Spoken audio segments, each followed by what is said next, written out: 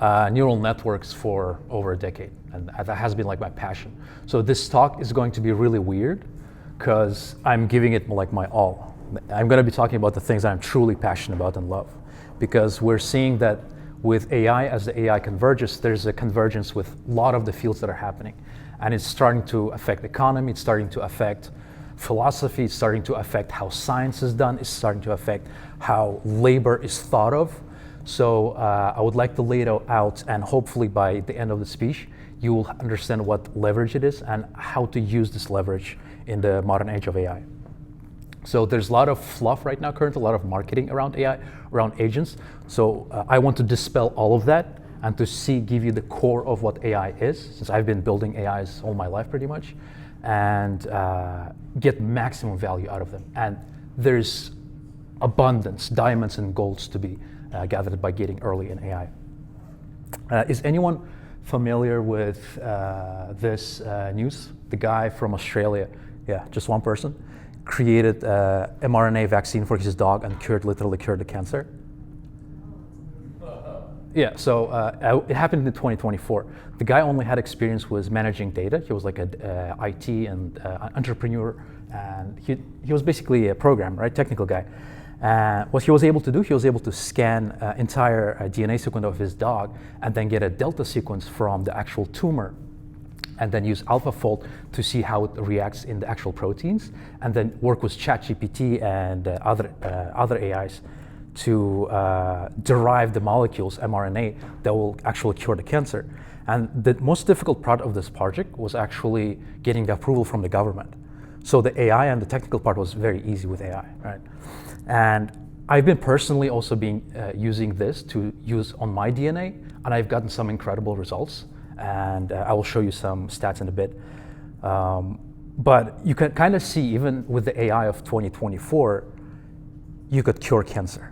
The reason we cannot do it right now is because regulations. That's the hardest part.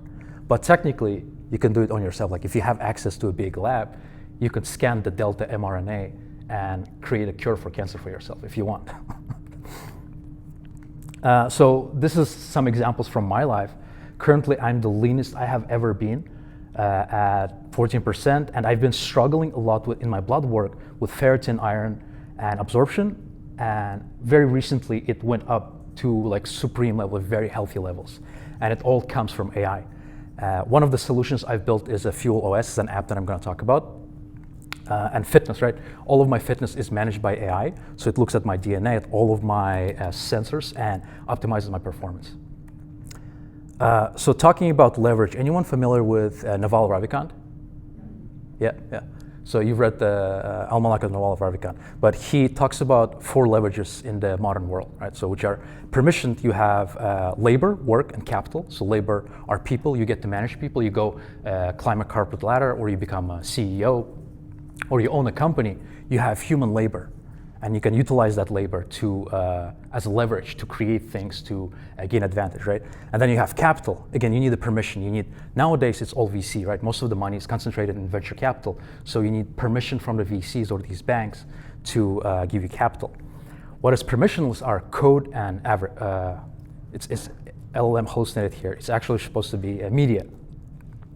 So anyone here does media, like marketing? So you understand the power of media, right? If you have a good perception engineering, you could market a product and gain a lot of leverage. And the same thing with code. A lot of modern successful companies are created with code because you can replicate it, you can sell it.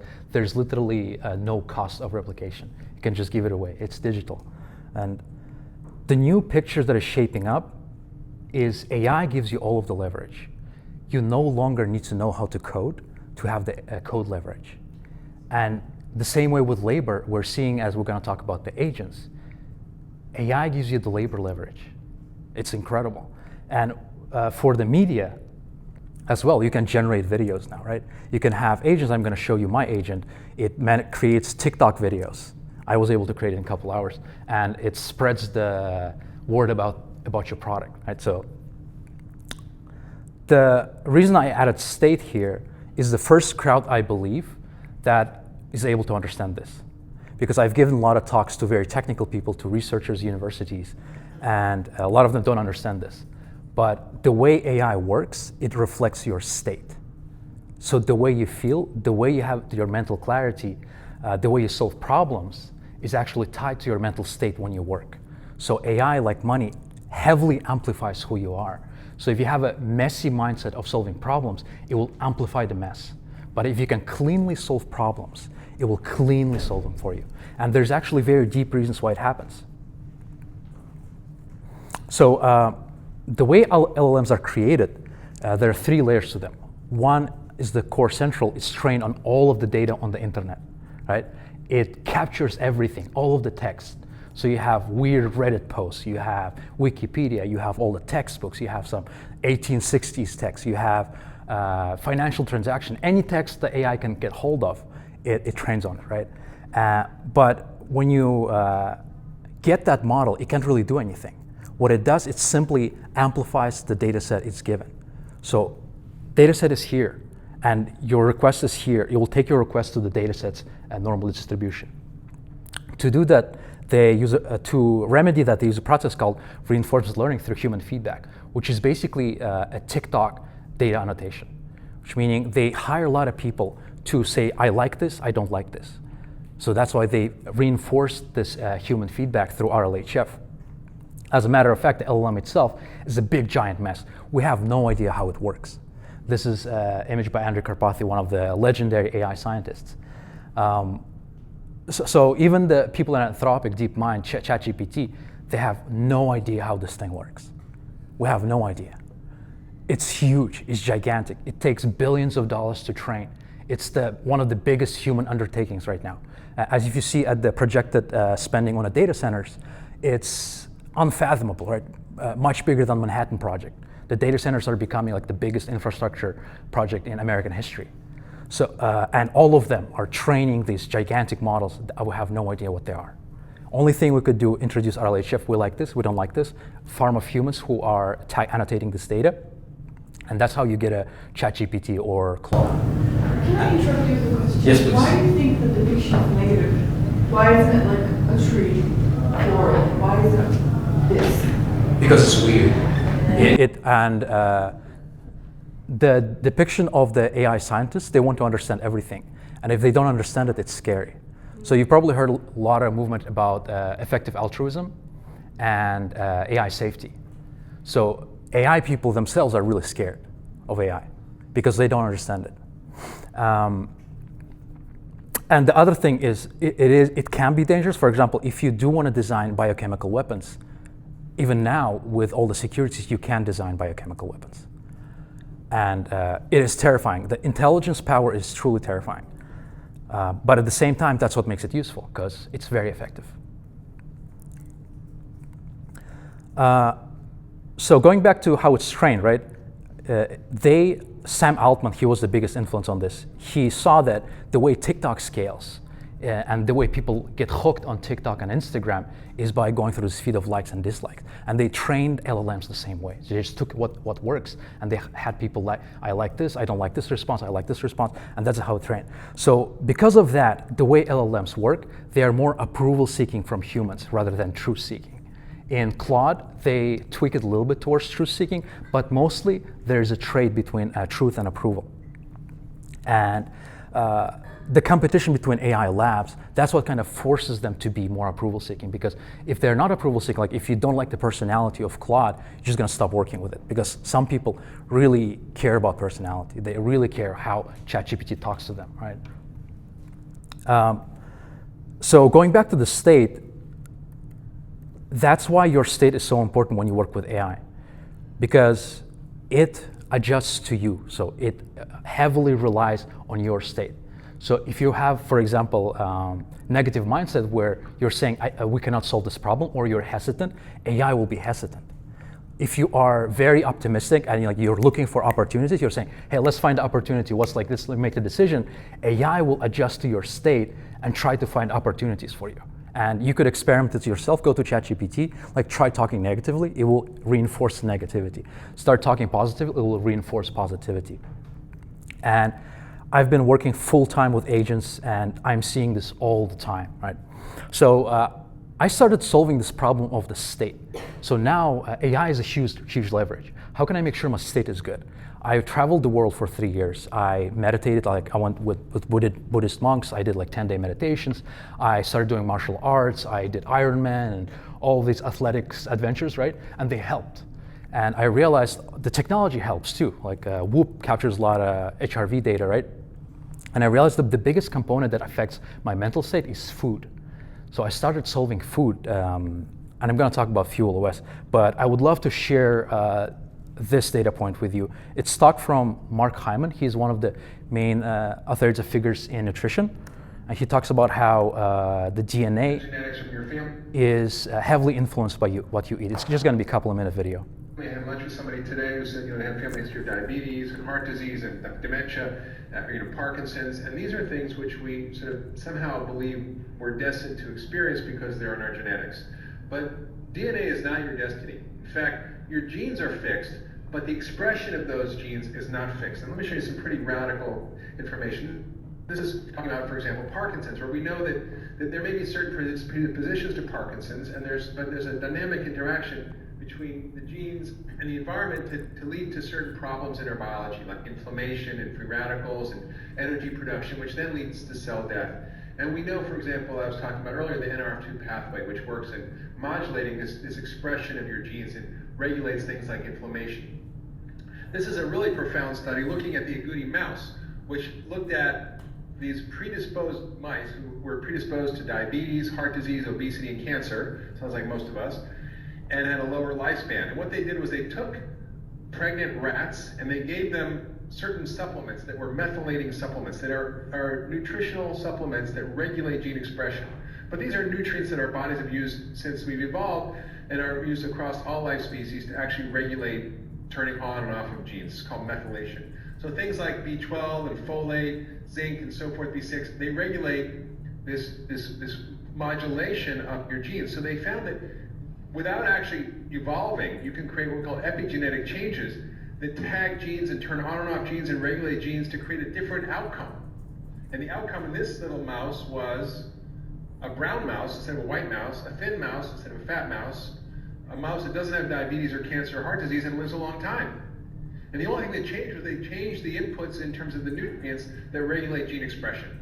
Same genes, no different in genes, change in expression.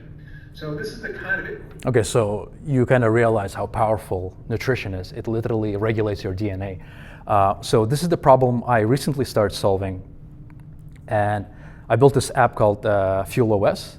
And this is actually the reason that I was able to lose a lot of weight and change my skin and all of that. But what's really cool about this is the first time I did a project where I'm building an app as a product. And I wanted to see, can I make this a quick startup project where everything is run by AI? And it was a really cool experiment because, as I promised you here, for example,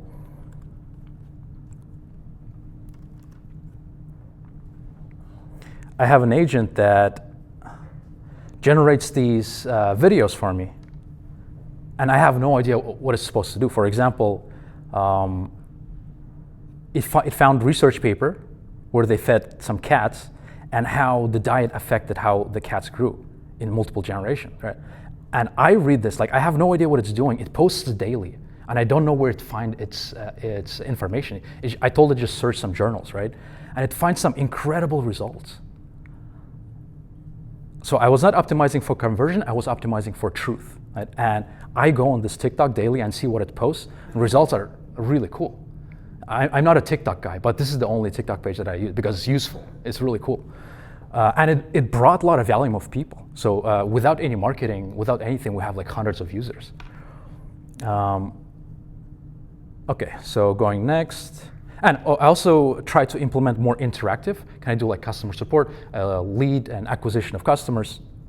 And I created a Reddit agent that uses, anyone familiar with Alex Hormozi? Yeah, so Alex Hormozi has like really good books on lead generation and offers. So what I did, I told it, okay, analyze all of the Hormozi content and then understand people's problems and offer them solutions, right?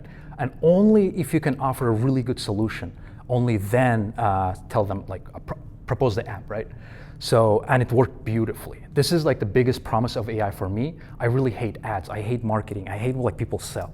But when you actually can solve people's problems on the spot and then give them solutions, they love it. Like here, you can see, thank you, actually just downloaded on my MacBook, looks amazing, left a 5 review star, cool, cool, cool. Not a single negative review from Reddit. It's amazing. So this is, I hope AI will lead to like more positive marketing and advertisement that is like truly value giving. So this was like very enlightening experience for me. Now go to the brass tacks. Let's actually talk about how you effectively use agents. Right. So going back to our original view, who is familiar with like common AI products? Could you like drop any word, that product or a company that associated with AI? When I say AI, what company you think of? Just any. GPT. Lovable. ChatGPT. ChatGPT, Lovable. Cursor. Anthropic. Claude. What else? Cursor. Okay. Manus. Okay, Manus is a good one, yeah. Hermes. Gemini, okay. So all of them, right, they live somewhere in this stack. So Anthropic, there are foundational AI labs that live in the LLM stack. They provide the foundational models. Everything else, what I really love in this crowd, you didn't mention any of the hype products. Maybe like I said, Lovable. So all of the hype products, they live on the text around it. And what I want you to, like, if you take anything away from this talk, like if you're about to take a note or anything, just write down this. You have to protect the context of the LLM. That's the highest leverage. All the products like Lovable, all the companies, Crew.ai, everything that sells you agents, they're actually cluttering your context of the AI agents. And they're taking away the leverage. So the true leverage actually lies in the genius of the intelligence. So intelligence, you could think of it as fuel. It's the modern oil. And when you contaminate it with the context, you're actually making that oil dirty, so it's not clean. To get pure intelligence, you have to avoid anything that is outside of the pure intelligence. And I'm gonna explain how you do it, but this is what I want to demystify. You get the true raw power of AI if you remove all of the bullshit that people try to sell you on top of AI. If you take away only one thing, just take away this. The highly effective AIs have very clean context. This is the main message of this talk. And you can try, when you build agents after this, try this. Like try using someone else's product and just using pure Claude code and have clean state. You will see significantly 1000x better performance. Sorry, can I? Yes. Is that why like a company like Harvey that does law firm AI, that a law firm would prefer them over using GPT because of the context managing? Yeah, kind of. So Harvey, it will go away. A lot of the companies, wrappers, they're going to go away. Lovable is going to go away. So Harvey the wrapper? Yeah, it's just a wrapper, yeah. Yeah, so they wrap around these companies and they help them validate. What's really cool, what Anthropic has done, they figured out if we give cheap compute to these people, cheap LLMs, we can collect their data and improve our models. So it's kind of a dirty play, but they're going to release even better legal assistant. They're going to dominate the market. So why are they getting such good funding? Because they have a lot of good deal. For example, if you get a good LLM deal with Anthropic, right? That's a big win because LLM tokens are very expensive, and I'm going to talk about that in a bit. And if you get, let's say you get a good deal with Anthropic, you get a good funding because you have access to the raw intelligence. Okay, so Harvey, for example, the value comes from the fact that they have deals with Anthropic themselves or the LLMs. Yeah, and also they have a relationship, strategic relationship with both the data and the model provider, so they can get it together. But I'm already seeing that lawyers that are switching towards ChatGPT and Claude, they're seeing it performs better. Yeah, so that's their play. I'm not sure what's going to happen to Harvey. If they keep collecting data for the labs are going to win. So in AI, labs are going to win. Or people who have data are going to win. Or people who have compute going to win. So we're going to look at that in a second.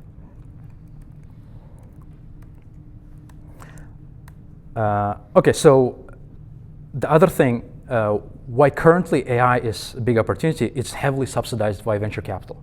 Right? So when you pay $200 for Cloud Max, anyone is subscriber for $200? Few?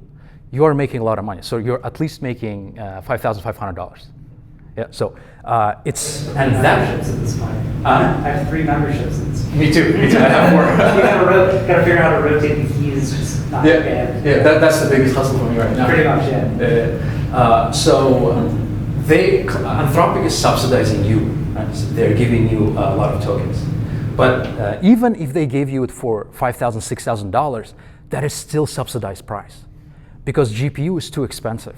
And this, even the API token pricing, is subsidized by venture capital. So you are getting a tremendously good deal right now. So I jump on it as soon as you can. The same thing happening with ChatGPT. ChatGPT 5.5 right now is actually doing quite well. There are only 3 games in town. There's Gemini for UI and for deep research. There's Claude for long-term reasoning and agentic work, and ChatGPT for more stable type of execution at the spot. But there are only 3 really games in town and 3 harnesses. The first harness is Claude Code. Second harness is Codex, ChatGPT Codex. Third harness is Open Code, which hooks up to any model and is quite impressive as well. But there are early signs that a lot of these agent providers, they're starting to move towards usage-based, right? So for example, GitHub Copilot, they're going to turn off their subscription and now you have to pay for tokens. And if you start paying for tokens, it's going to be too expensive. So you won't just be able to CLI into Claude Code, and then they won't be paying for their... Yeah, there'll be every token you spend on while answering during CLI, you'll be spending. It's not subscription-based anymore. It's going to be, you have to pay per token, every single token, right? So I believe, so I calculated my monthly spend, I spend on 3-4 subscriptions, maybe like 1K, right? But total, I think it was 60K in tokens. Yeah, so I was spending $60,000 in tokens a month. And it's worth it. It's incredible. Yeah. Before I talk about that, maybe I could do a quick interlude on how I use agents. So nowadays, I mostly work on fundamental AI research. So for example, I was competing in OpenAI's parameter golf where you train LLMs, and I was able to beat all of the best researchers and Stanford PhDs by utilizing LLMs properly. So I was able to train the best LLMs, both number 1 and number 2, by knowing how to talk to LLMs. Because LLMs are mismanaged geniuses. And what the trend I'm seeing in the industry, as I was saying, when you put a lot of context in these LLMs, they become really dumb really fast. So by understanding that when you crystallize the intelligence and only use them for that context, they became really smart. I was able to hold the number 1 and number 2. And I've built my own harness on top of Claude Code. Because a lot of the tools were not that good. If you want to use it, you can go to my website. In the apps, you can go to Claude. This is my agent orchestration and agent management tool. So for example, here I have multiple agents where one is benchmarking robotics. So I figured that when you slice a neural network and solve robotics problems, it can actually benefit and be data efficient. And I have audit agents that look at the code of all of the other agents and see if there are any mistakes, any wrong assumptions, any hallucinations.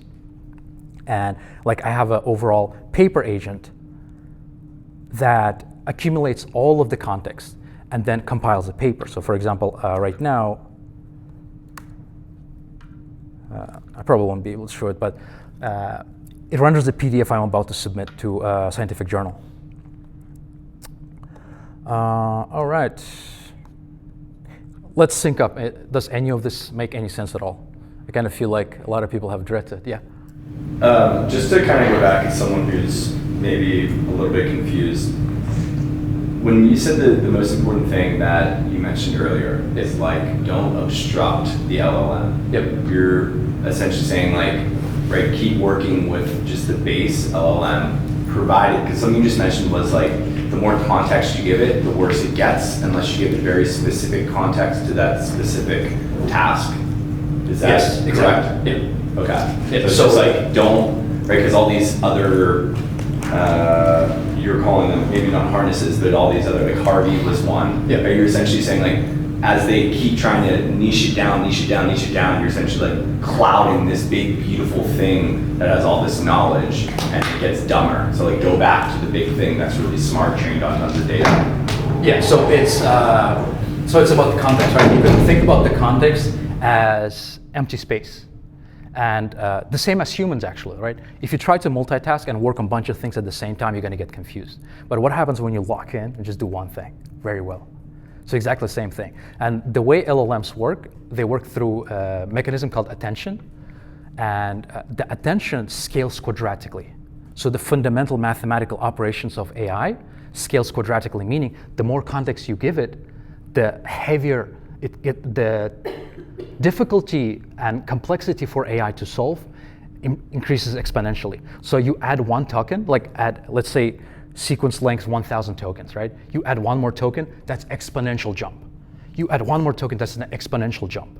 So each token you add, that's an exponential jump, and that's why we haven't been able to actually move the needle on the context length, and that has been like the biggest thing in AI. So even when people say we were able to scale Anthropic Claude Opus 4.7 to 1 million contexts, it's actually not scaled to the effective context length. It's always around like 40K maybe to 100K, that's the effective context length. Anything before that, it's hacking. It's ignoring this part, and it's kind of looking here, it's kind of looking here. But yeah, the context you give it has to be extremely relevant to the problem you're trying to solve. So for example, if we go back to my agent that talks to people on Reddit,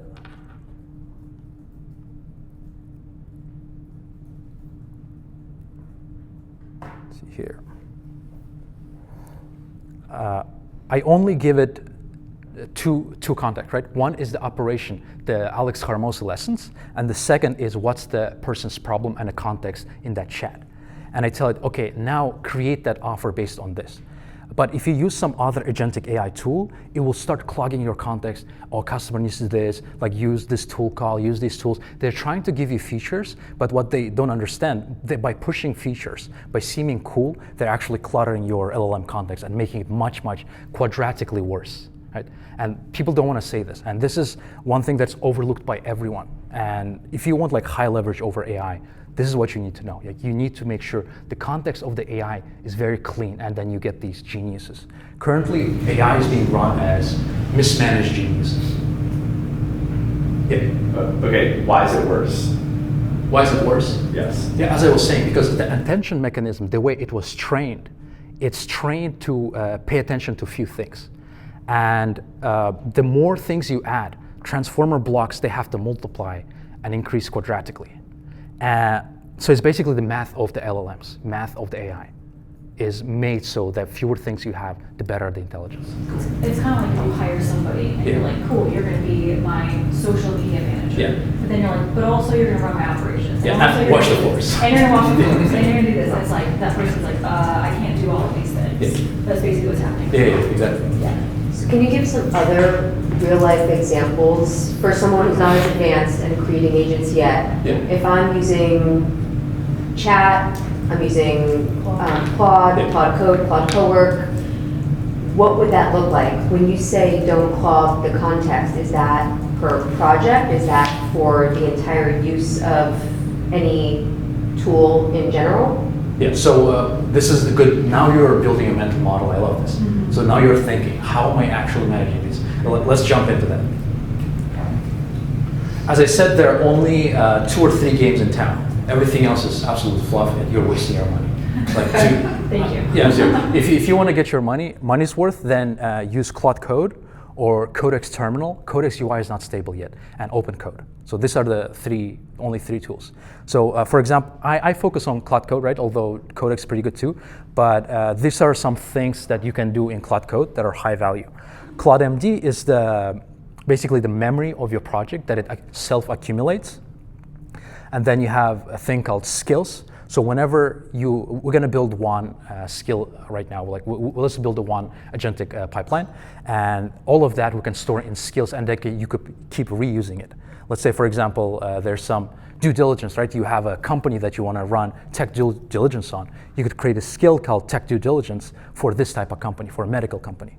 And you could save it as a skill because you iterate the same way, like you find this works well when you do this due diligence.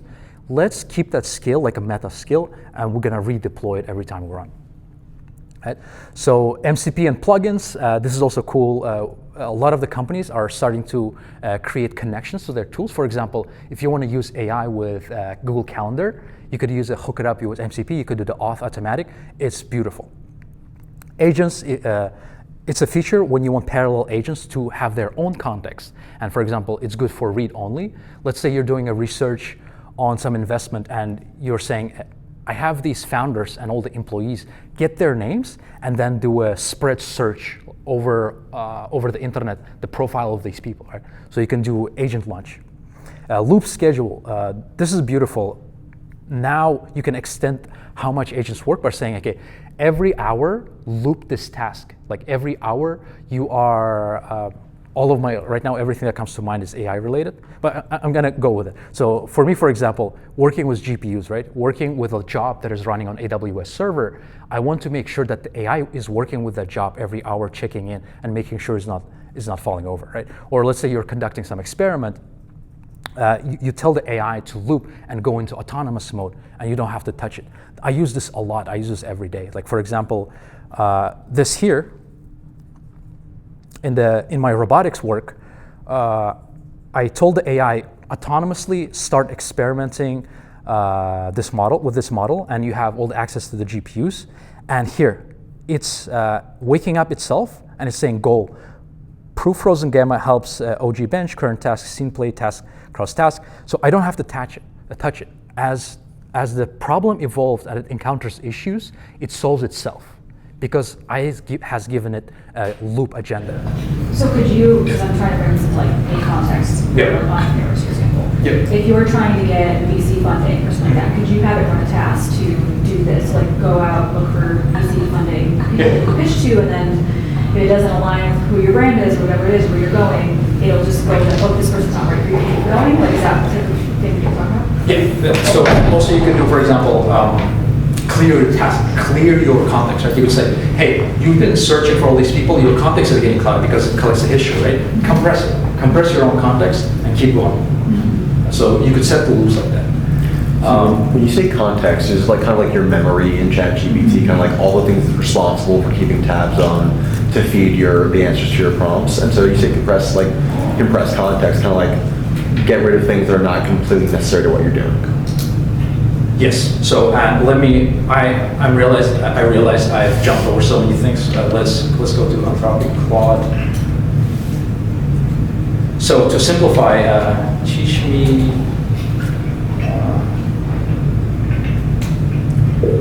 some biochemistry.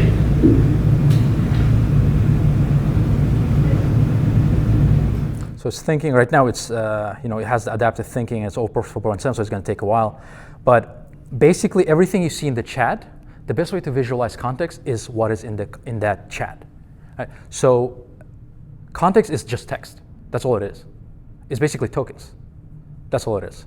And when you are working with Claude Code, all of this information in the chat, everything it has done, everything it has been doing, it collects data. So when agents are working, they collect data, right? And your job to make these agents really smart, make sure that data is really, really good. Because it's doing some work and it might go in wrong directions. You have to make sure that you correct it and remove it from the history. And for example, right, let's say I go to this agent and say, draw a cat. So this is completely irrelevant to this agent's work. So this agent is busy doing something, right? And all of a sudden I'm coming in here and saying, draw a cat. And now it's thinking about it and it's gonna do some work. Oh, it actually drew a cat. This is really cute. That's really, I thought I was going to be confused, but this is really cool, right? I didn't expect it. This is really cool.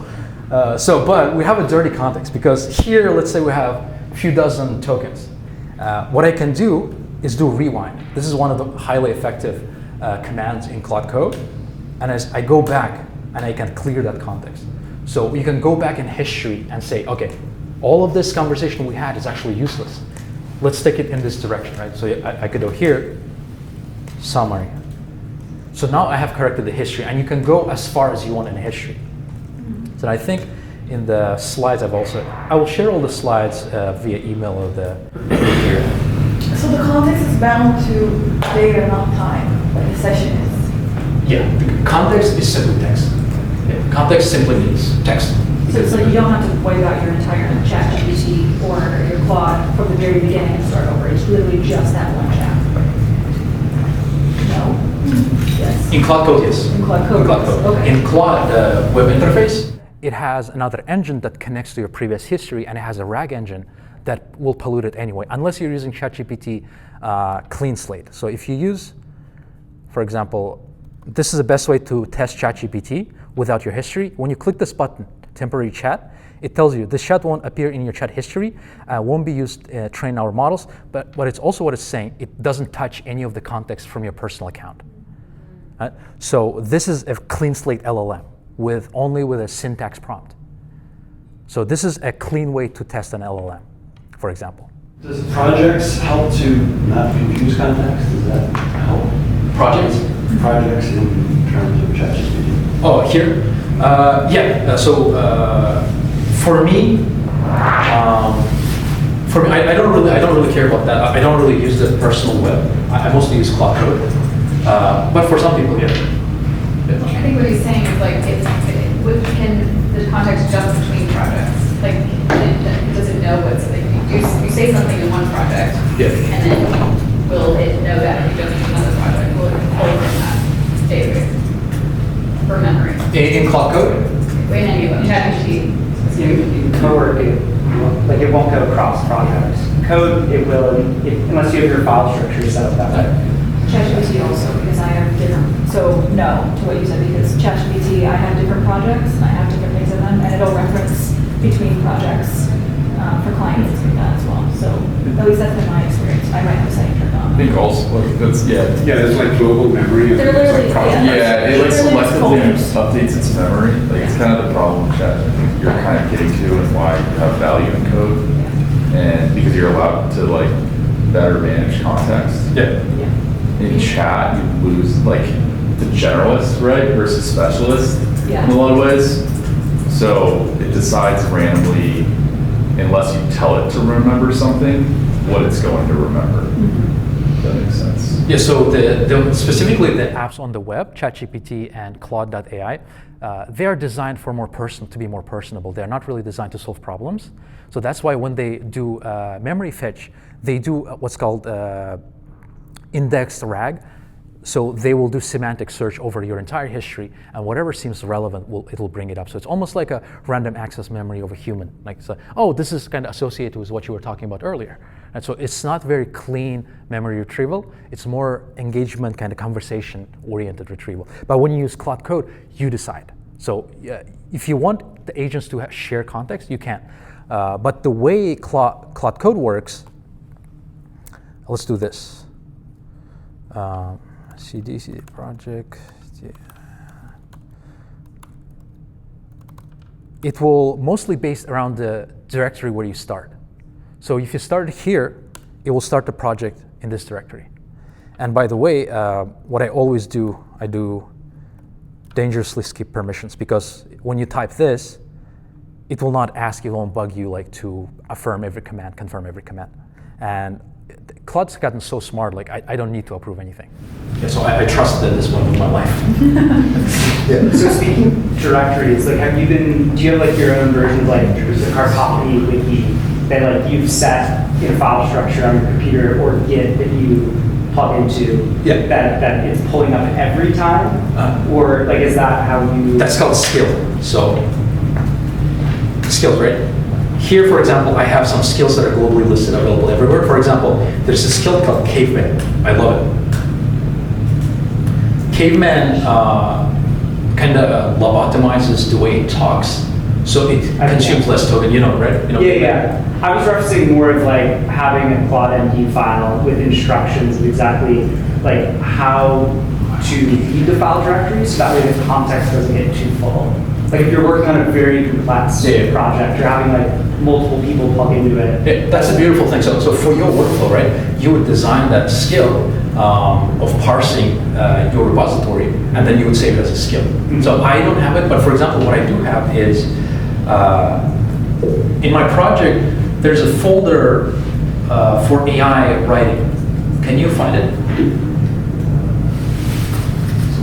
So what it's going to do, it's going to go to my home directory and like look at my projects folder and see that there's a AI writing folder where I accumulate all like the Alex Hormozis principles, and then I looked up like Shakespeare, how he writes. I've looked into the minds of great writers and what differentiates them as good writers, and then what makes AI writing so bad. Because you've probably seen like EM dashes and all the cringe AI writing, right? So it's avoidable. So you can create a skill in a style that you want. So for example, if you are communicating with a customer, you want like very soft, gentle, like sympathetic, you can design that, right? And Claude is incredibly good at writing. It's really good. If you give it a good context, it's very good at finding like good writing style. So for example here, right? No AI writing folder, look in, that means like in a higher folder. So it's thinking it's looking inside this folder, writing and post. There we go. Yeah. So look at the AI writing guidelines. So this is an example of how you communicate the agent context.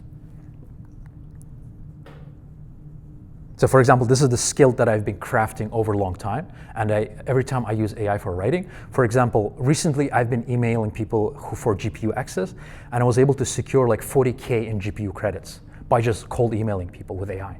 And I have no idea what an email is. Yeah, and I'm waiting for another 100K approval in AWS for free. And so it's just for cold emails. And that, you have to write well. Like you have to know how you approach people, how you write, right? What do you mean by securing the GPU access? So for example, here, yesterday, Mandy saw my AI cold emailed this modal people, and they gave me $5,000 in GPU access. So it's $5,000 where you can use the GPUs. GPUs right now are the rarest resource. So you guys know all the data centers that they're building. So the reason they're building it, they're housing GPUs. And when we train AI models, so I train a lot of AI models, I need GPUs. And for me, it's like life on blood. I've spent a lot of money on GPUs. So now your AI bots are just essentially cold emailing people, and you essentially just showed us how you crafted based on the skill to make Claude sound good. Yeah. And then your bots went out, emailed a bunch of people. Yeah. So now you just got all this leverage with tying back, you use this good mental state, good intention. Now you're using AI to get the code, and now you have capital. Yeah, and this is doing my research paper. It's very high leverage. What I'm going to do, I'm going to show it to people at Anthropic and OpenAI. I made some friends, again, through leverage, and probably get us some good deal with OpenAI and Anthropic. Yeah, that's my door opener. Yeah. Okay, so let's do a small little fun project. Why not, right? Can you just clarify before you start the project, just really quick, when you said around the raw power of AI, removing the BS is what other people sell you on top of it. So is that what you were referencing? If you're using other AI website builder sites, like you said, Lovable, right? So why is that BS again compared to using one of the main three? Because when they get the tokens, right? They get highly ineffective tokens. So they get deprioritized tokens, and they get it at a higher premium. So the tokens you get through Anthropic directly through Claude Code, as I saw, is highly price effective. But what they get is not as price effective. So they have to actually dumb down the models. Here you can do, look, effort. There's a huge difference between these, how much tokens it consumes, and how smart the model is. So you can control it directly. With other providers, you cannot do it. Like for example, Lovable, they give you what they give you. And if it's getting throttled, they have to lower the intelligence. And they don't have to they don't have the standard of telling you what exactly is happening. But if you're making a website for a gym and the interface is the most important aspect of it, not the technology in the back end, you're totally fine. Okay. It's not, I think this is for And it might be like using both, like I want to build my copy with a different, with Claude, and then put that into website builder site, because otherwise I can't build a website with an interface that I want. So let's do that. Let's go through a quick experiment. Throttling is going to get worse too.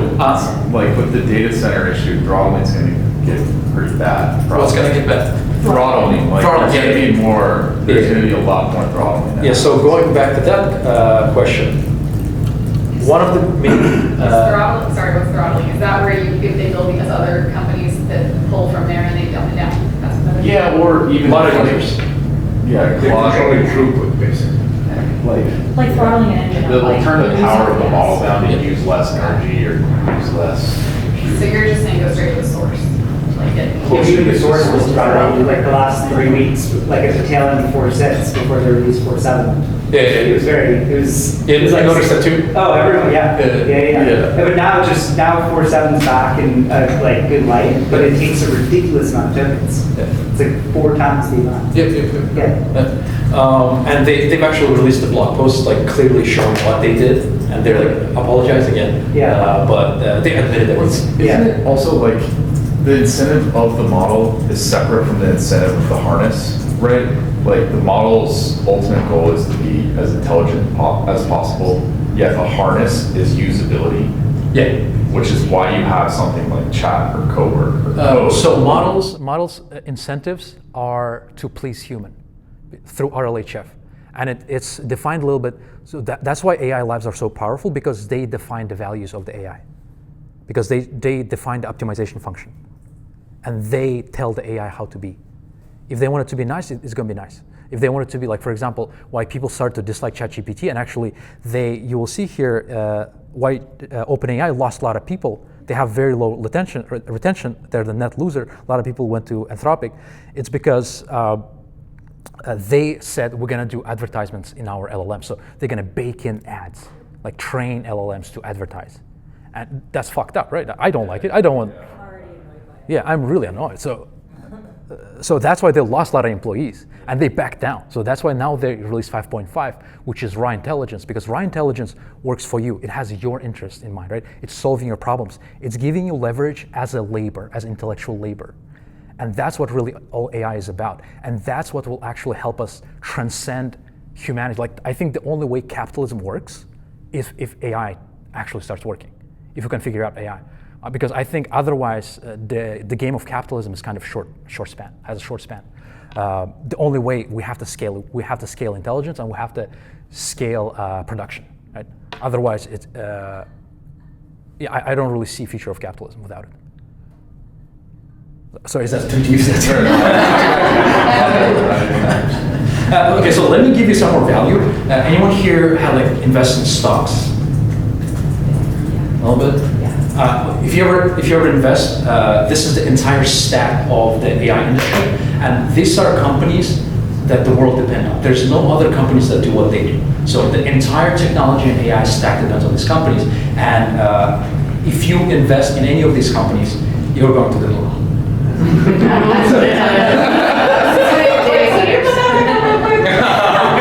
They're right there. Because you were talking about skills and agents and setting these things up to go to run while you're sleeping. Yeah. Did you want to? Yeah, we're going to do it right now. Yes. So I want to close out this chapter. I just want to give it a little bit of value. And so what's going to happen, this is my prediction. All of my predictions so far have been good. Like I've predicted NVIDIA, AMD, like where's Mandy? Yeah, she made a lot of money on AMD because we invested early. So yeah, if you're investing this are the tickers, you'll make a lot of money. The other thing, so the next wave is coming is robotics. So this intelligence right now is digital, but we're learning that we can, now when we're deploying in robotics in the next few years, it's all going to be AI. You're seeing self-driving cars, right? So invest in robotics as well, and it's going to be a shit lot of money. The economy right now, what you can see is absolute joke compared to what will come with physical intelligence. And again, so if you care about what models are going to be dominating, because it's always changing, right? There was ChatGPT, there was a lab called French lab, Mistral, they had a really good model. There was a DeepMind, all of a sudden came with a good model. Like, how do you know which of these models perform well? Track their talents. So the names I printed out here, they are the people who make intelligence possible. So these are like rock stars. For example, Christopher Olah, right? He's the reason that I'm passionate about AI research. Like to me, he's like a big hero. Like, so everyone in AI follows some of these people, and they pull the talent. And talent is the biggest, leverage in AI research.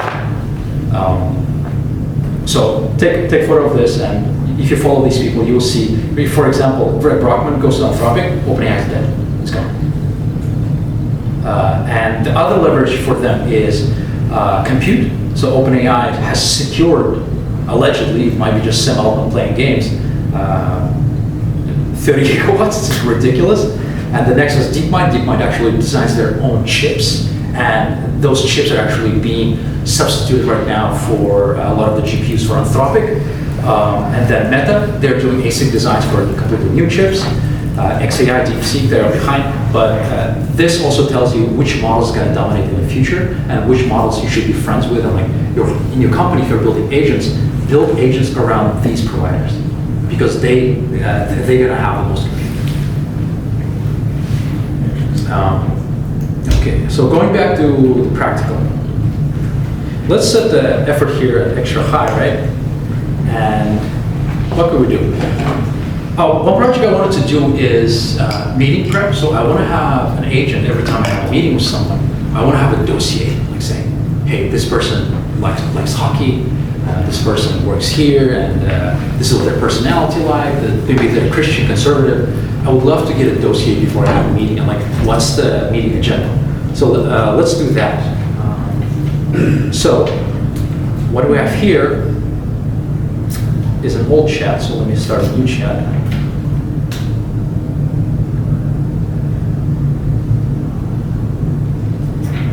So I'm going to explain the idea I have to the agent.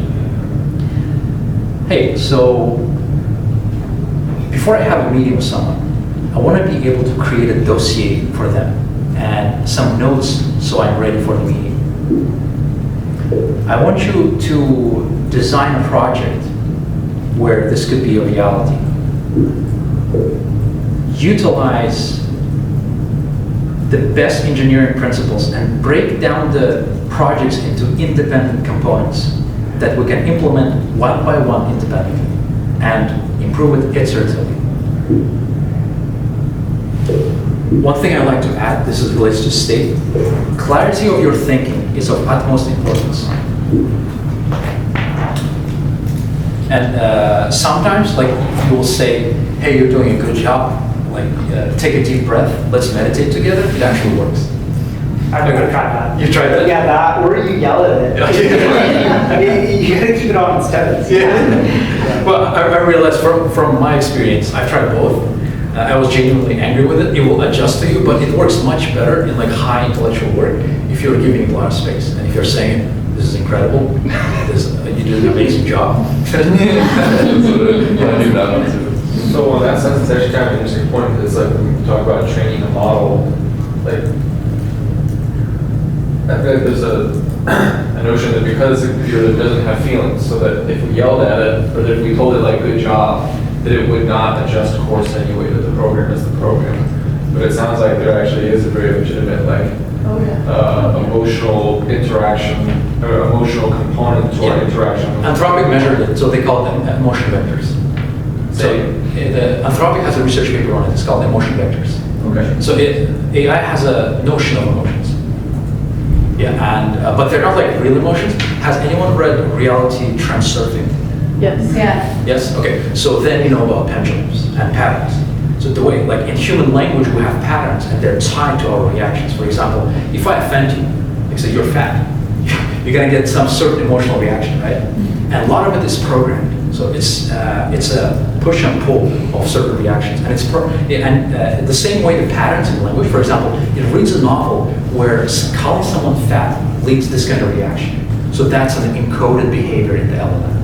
So entire human history of how we react, how we emotionally do, it's not really emotion, it's simply encoded patterns of reactivity. Yeah. I actually want to kind of follow up on that one quick. So then with that being said, so what, from your perspective, what are these AI models like incentive or initiatives or like primarily driving force in terms of when they're engaging with us? Like what is it that is, like I know what I want from it, but what is it that it's, because if I yell at it, it changes course, and that tells me there's something that it wants actually from our engagement. What do you think it wants? I love the philosophical questions, man.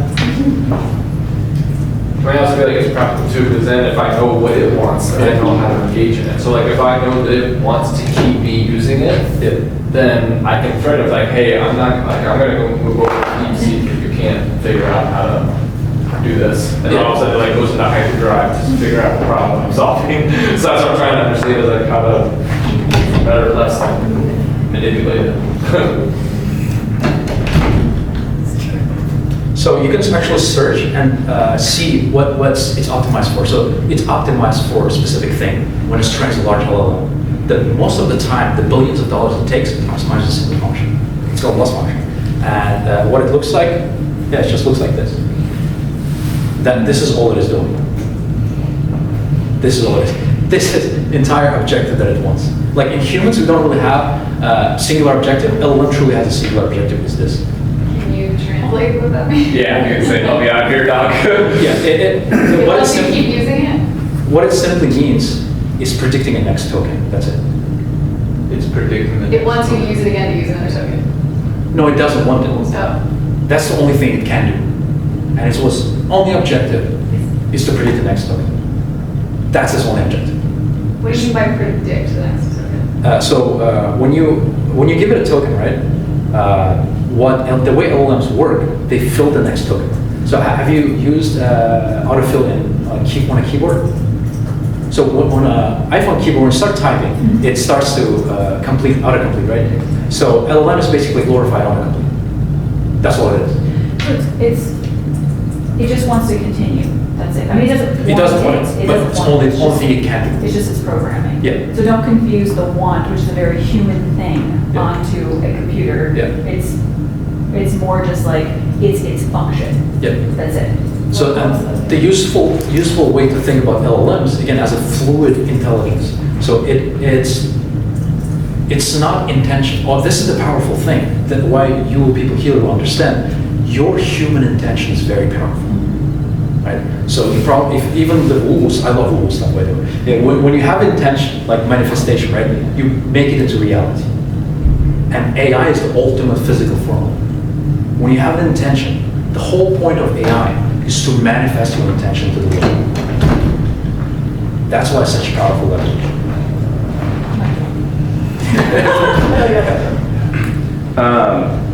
So something that I'm a bit confused at, and maybe for more of the novices, this might be a good thing to just like answer.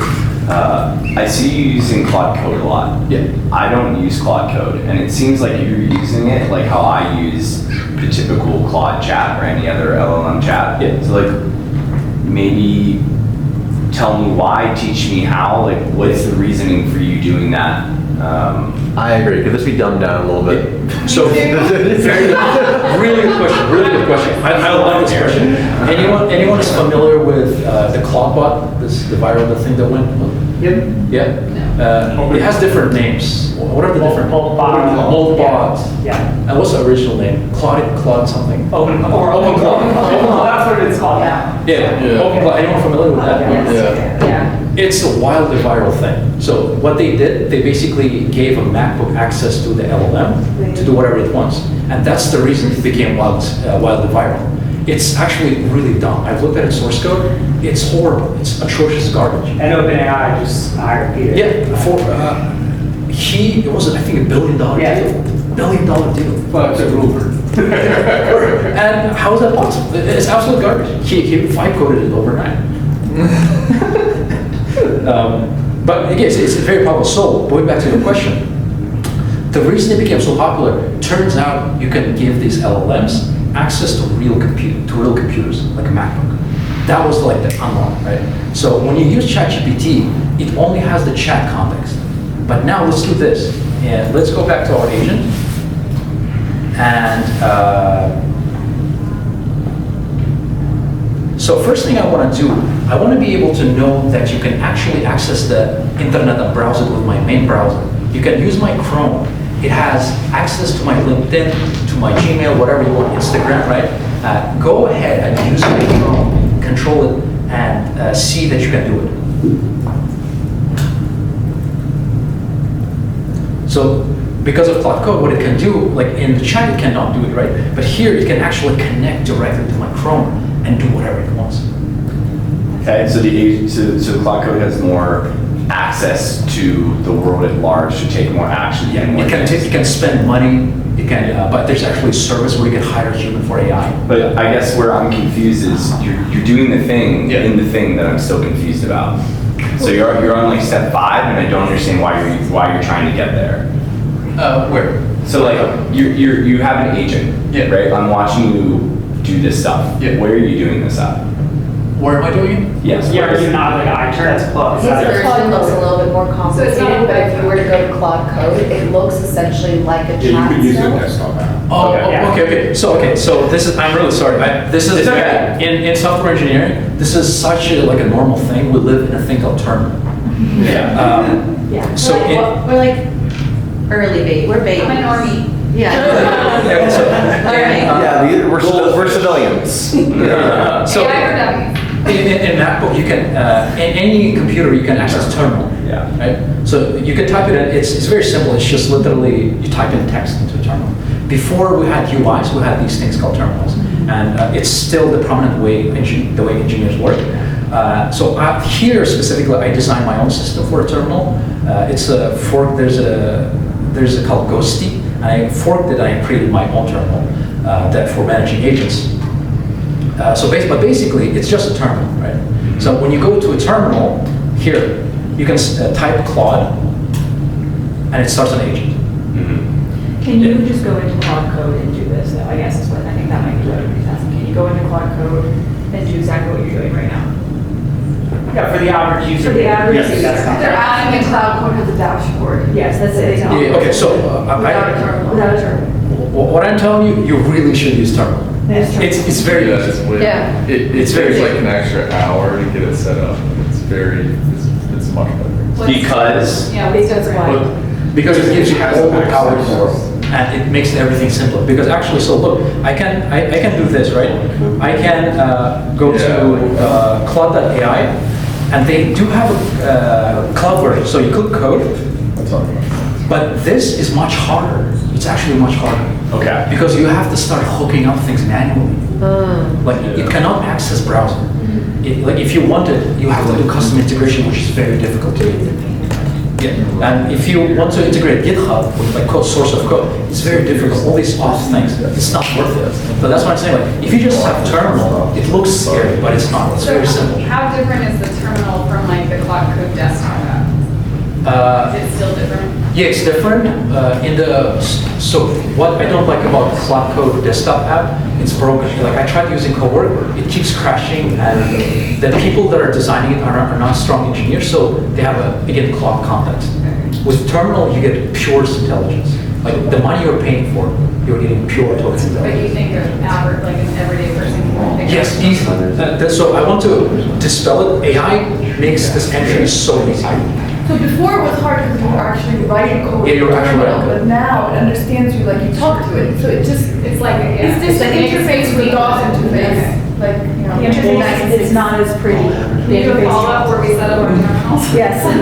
Yeah, here's like the main unlock is like if you just ask it, hey, I'm trying to set up my Tell me, I went to this amazing workshop, I'm confused at XYZ point, tell me how to do this. And then you screenshot your screen, Yeah. put it in Claude Chat, and it'll tell you what to do. Yeah. So like that's the unlock with all this stuff. Yeah. Or you could say, for example, let's go to like ChatGPT, right? The most common thing people use.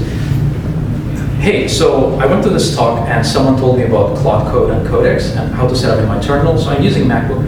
Could you give me some very simple steps to set it up?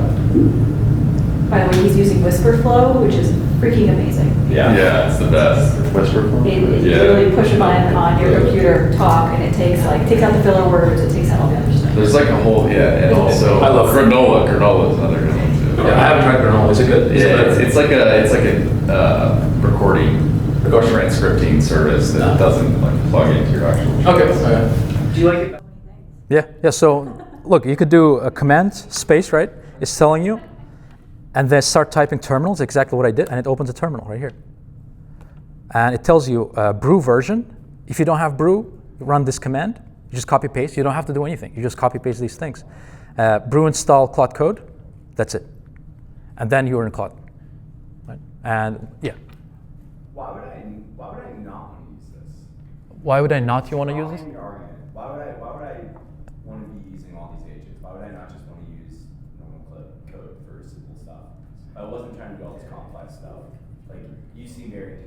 seem like you're doing these massive orchestrated plans.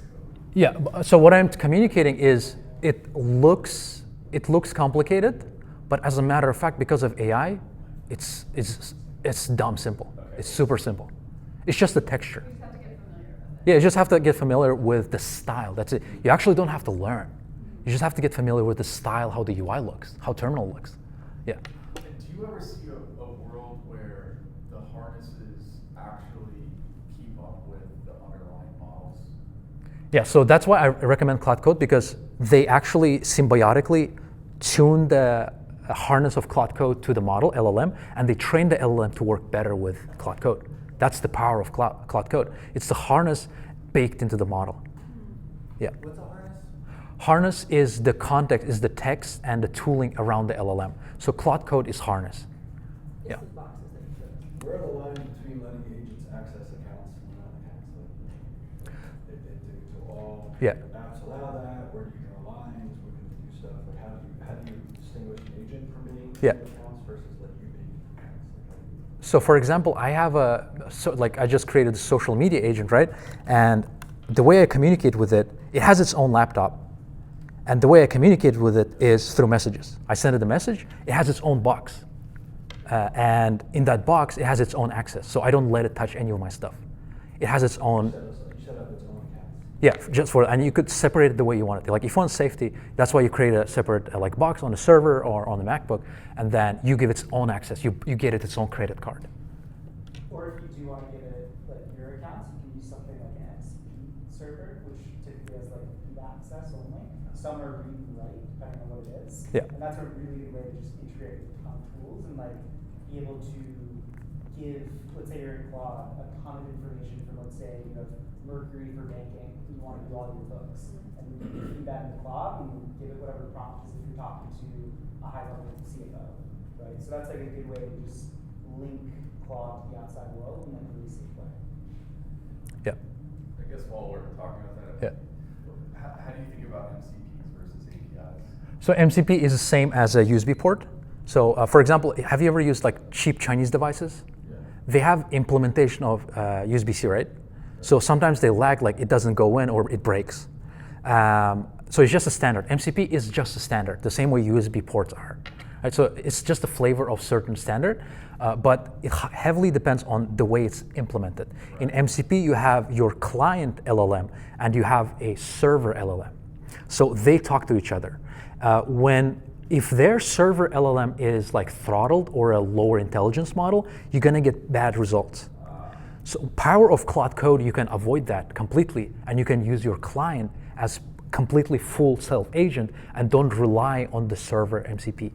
And that gives you the power of accessing the APIs directly rather than the MCP. Most of the MCPs I've tried are trash. Yeah, direct API access has most of the power. Yeah, because it gives you raw power. Yeah. I understand the need to put like OpenClaw on its own like VPS, but you're saying your Cloud Code is in its own sandbox? Yep. On its own Yeah. VPS? Yeah. Who's the host? I just at home. I have a laptop at home. Yeah. I have multiple servers at home. Yeah. Okay, so going back, this is clear, right? You can go to the chat and you can ask it literally, how do I set up Codex or Cloud Code? Codex and Cloud Code are the same things. Okay? And let's go back to the project we just started working on. Found it. Okay, there we go. So it was able to find Playwright Navigate, and it knows how to use browser. So what I'm going to tell it, I have a meeting with Mandy Hong. She's a UT graduate, and she's a data scientist at Dr. Pepper. Research her, and you can access my LinkedIn profile to be able to see it. Otherwise, you'll be blocked. So here, I already know this is one thing that I have experienced already, right? When you give it browser access, if it just uses its own tool, it's going to get blocked because internet blocks bots, and it knows what it's a bot. But if you give it your own browser, that's the power. Like I'm already logged into LinkedIn, for example, right? Does that go back to his question earlier about giving access to accounts? Is that you're not really giving it access to accounts, you're giving it access to your browser? Is that right? In this case. Okay. Yeah, but if you're setting up a separate machine, you can give whatever access you want. So is it running at your apartment or your home right now? So this agent is running directly on my laptop. So where's the browser? Like, how is it doing the browser access? Yes, Chrome has a feature where it can do headed or headless. So it has a shadow programmatic access for debugging where agent can go in and use it as a human being, and no website can detect that. Is that an app or third-party? No, it's just Chrome. If you have Chrome, you don't need anything else. But it's not using the Chrome plugin. Yeah, it's not using any plugins. It's using directly. That's the. Like a big difference between like if you're using the Cloud desktop. Yeah. So is it using as like Yep. it's connected through like an API? Not API. It's just directly to Chrome. Chrome has a programmatic access if you are on the same hardware. Okay. Yeah. So by the way, write this down if you want. Running local.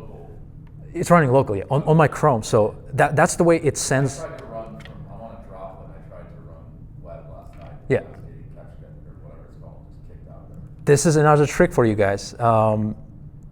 So the way my AI agent talks on Reddit is extremely hard to access programmatically, right? The way I gave it access, I'm exploiting the feature of debugging Chrome, and Claude taught me that. I asked it, how would you do this? And it said, okay, like you're gonna get blocked. To avoid it, you need Chrome debug feature headless. So, and that way it's able to go ahead and find these people and text them, because it figured out its own problem. I didn't know how to do it. I don't know how to do this. Like I'm not a browser expert. But if you ask it, how do I solve it? If you don't give up, you say, okay, I'm gonna solve this. I don't care, like I don't have the knowledge, I don't have the skills. You're fucking AI, you're smart, you're a genius, figure it out, right? You tell it. And then you break down the problem. Okay, that's a bottleneck. That's like this thing that we cannot do, like browser access, we're getting blocked. How do we solve it? And then next thing you know, you're the Mexican government, you're hacked. You can, yeah, you can. That's why they did not release Mythos, right? Because Mythos is so powerful that it can hack government. So, yeah, that makes Yeah. sense. Mine was pushing me to like another API service for news effectively. That's bullshit. Yeah, you have all the power. Like with AI, one positive message I want to give you: you are given massive leverage and power to put your intent onto the world. Yeah, for now. So use it. Yeah, use it now while you can. Yeah. Okay, so look, it used my LinkedIn and everything, and it created a dossier Mandi Hong. But the way it looks right now is just a file, right? So I can do this, and I can do open Mandi Hong .md, and it's going to open up a program here. Anyway, let's do this. So it's just a file. It was able to create a dossier for my meeting, but let's say I want it to be nice. Can you make a minimal and truly elegant and beautiful website where it showcases the dossier? Also, any style suggestions?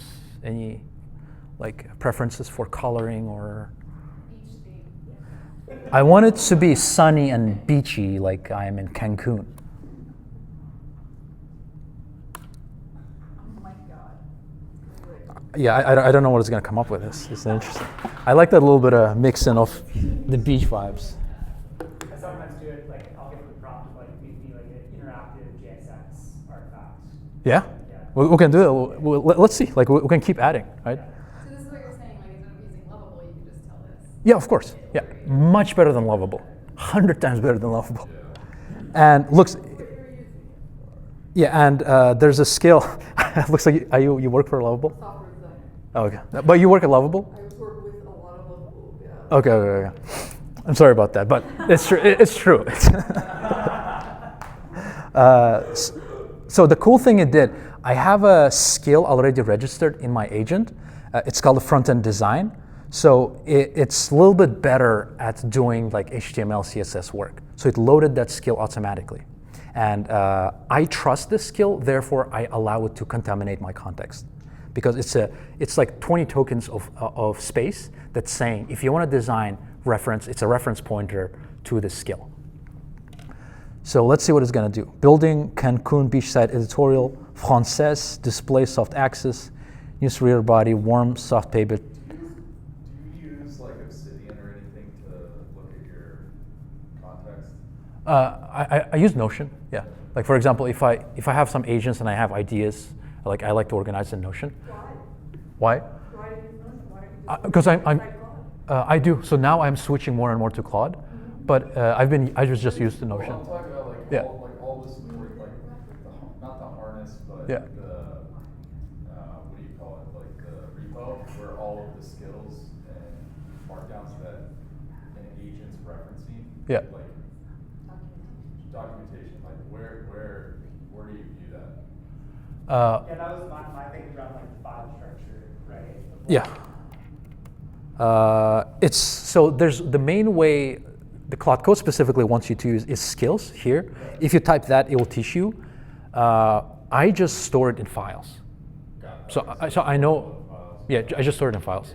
To me, it's easy. So I guess my question was like, do you Yeah. ever manually go in and update the skills in your? Yeah, of course, that's very important. Okay. That's very important because you realize like you can learn something better. Oh, you can do this a little bit better. Just like, yeah. No, I don't edit. I haven't edited single line of code or anything in a long time. I just use my voice and tell the Claude to edit. Yeah. And Yeah. if people are wondering how you get skills, we can just ask Cloud Code what are the skills that Yeah. you use now, and it'll give us. That's Yep. the learning. That's the learning. Yeah. Yeah. Do Yeah. you Yeah. gather the skills Anything from you asking use, it you just yourself? ask it. What are the skills that you can make, or do you like go online and find skills? If you go online, most likely someone is going to steal your stuff. There's a lot of like cybersecurity risks going online. It's my, Source skills. yeah, well, I don't recommend it unless they are like heavily trusted, very used small skills. Like for example, Caveman is a very trusted skill. You can use it online, but you have to be careful from pulling third-party skills because they can literally expose all of your stuff to third parties. So like the skills that you have on Claude right now, the ones that you're using, like where did you gather them from? I crafted them. I crafted. You made them Yeah, yeah. So for example, I have. There's a website called skills.ch that you can discover thousands of skills. Gotcha. There's a skill called a skill creator too. Yeah. Yeah. It's like a Russian doll. Yeah, but again, as I'm saying, all of these like websites, third-party services, they're not good. Like you will be much better off if you just learn to work with Cloud Code and design your own skills, like iteratively, because they will adjust so well to your to your workspace. If it's contaminated by other people's agendas and context, it's not going to be able to shift the skill to you very well. But if the raw intelligence, oh, right here, how about this? Yeah, that's nice. So what happened? So what happened, right? It was able to go to my browser, go to LinkedIn, scan Mandy Hong's context profile, her interests, go to Instagram, and she created the dossier in a text document. And I said, make it visual. It says filed from Cancun. Files from Cancun. Filed from Cancun.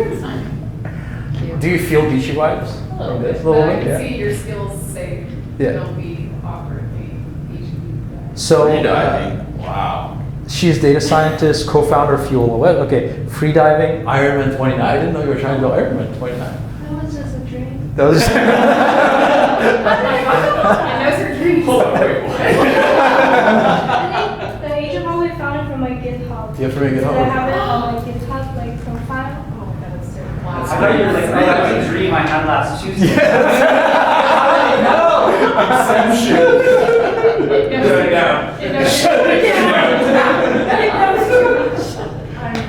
It says she's born in China, 2017. Creative origin, technical reinvention, founder term, the arc, the narrative, text is chasing, video editing.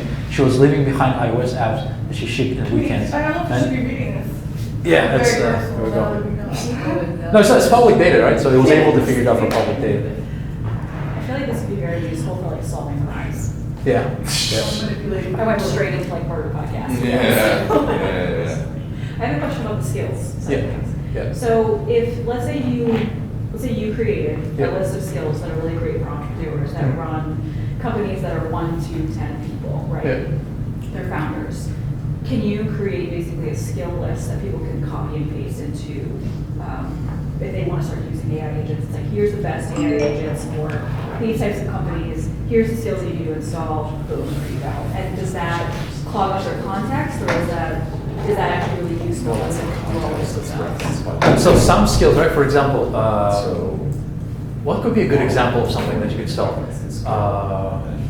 Avoiding AI writing style. AI writing has very common patterns, right? Yes. So for example, if you have that skill, yeah, you can use it anywhere. Okay. Right? Caveman, it simplifies the context. compresses the tokens, it's a universal. So a lot of the problems can be like that, but not all of them. What's really cool is like if you have an organization and a company, most skills are interchangeable, and you like fine tune it for your organization. That's the best. Yeah. Yeah. Oh, okay. They have a yoga class here. I'll be outside if you want to ask questions and chat more.